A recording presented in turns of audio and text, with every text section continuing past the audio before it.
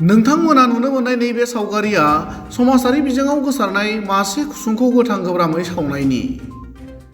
जाय समाव हाग्रानि जिब जुनारफोरखौ रैखाथि होनायनि बिथिङाव सोरखारा राहा लानायजों लोगोसे हाग्रा बिफाननि मावथिफोरा बे बिथिङाव गोख्रों राहा लाबोदों। नाथाय बेबादि समावनो जोंनि गेजेरनिफ्राय खम जालांनाय हाग्रानि खुसुंखौ गोथां गोब्रामै सावनाय भिडिअ'आ बादामालि NZRY फेसबुक पेजआव गोसारनायनि उनाव सांग्रां नोगोरारि आरो मिथिंगा अनफावरि सुबुंफोरनि गोसोआव दुखु मोननाय सोमजिदों।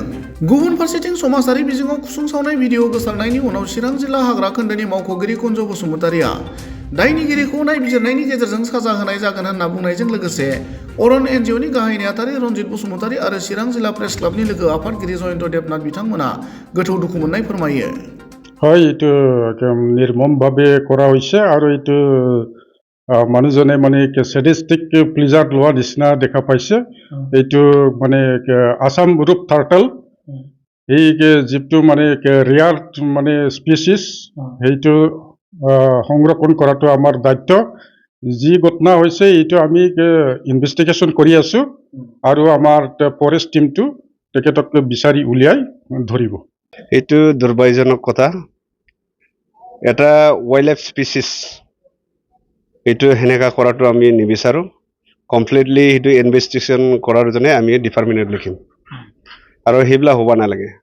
কমপ্লিটলি এইটো ষ্টপ হ'ব লাগে আৰু যি সেইবিলাক কৰিছে এইটো যিখিনি পানিছমেণ্ট ডিপাৰ্টমেণ্টেল এক্ট ফৰেষ্ট কনজাৰ্ভেশ্যনৰ ৱাইল্ড লাইফ স্পিচিছৰ নামত এইটো পানিছমেণ্টটো হ'ব লাগে বুলি আমি বিচাৰোঁ। মই এগৰাকী সংবাদ মাধ্যমৰ ব্যক্তি হিচাপে মই সদায় বন জংঘল আৰু বন্যপ্ৰাণী সুৰক্ষাৰ ক্ষেত্ৰত মই কাম কৰি আহিছোঁ আৰু আজি যিটো সামাজিক মাধ্যমত যিটো এটা ভিডিঅ' দেখিবলৈ পাইছোঁ যে দুষ্প্ৰাপ্য প্ৰজাতিৰ এটি কাছক জীয়াই কেনেকৈ জুইত দি তেওঁলোকে পৈশাচিক আনন্দ লভাৰ চেষ্টা কৰি আছে কিছু সংখ্যক যুৱকে, এইটো সঁচাকৈ দুৰ্ভাগ্যজনক।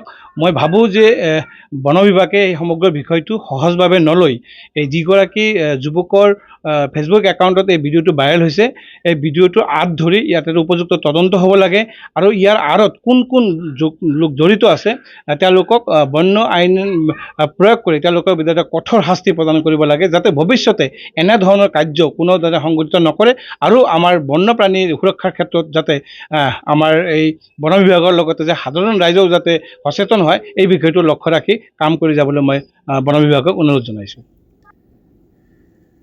उनाव गोथाङै खुसुं सावनाय भिडिअखौ बादामालि NZRY फेसबुक पेजनिफ्राय बोखारफिननायजों लोगोसे सासे सुबुङा गावनि गोरोन्थिखौ सिमान जानानै ओरैबादि बुङो।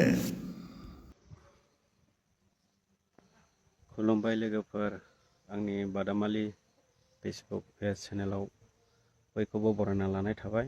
ओमफ्राय आङो मानि थाखाय भिडिअ लाबोदों दिनैहाय, माने आं मोनसे भिडिअ आपल'ड होदोंमोन माने खावसुमखौहाय माबायावहाय सावनायनि गेस अखायावहाय बे भिडिअआ फ्रायनो बेलेगनिसोमोन बेखौहाय आङो लानाय जादोंमोन शेयार खालामनानैहाय। ओमफ्राय बे भिडिअखौ आङो आपल'ड होनाय जादोंमोन। ओमफ्राय फेसबुकआवहाय मिथिखानानैबो आङो आपल'ड होनाय जाबायना, बे आंनि गोरोन्थि जाबाय।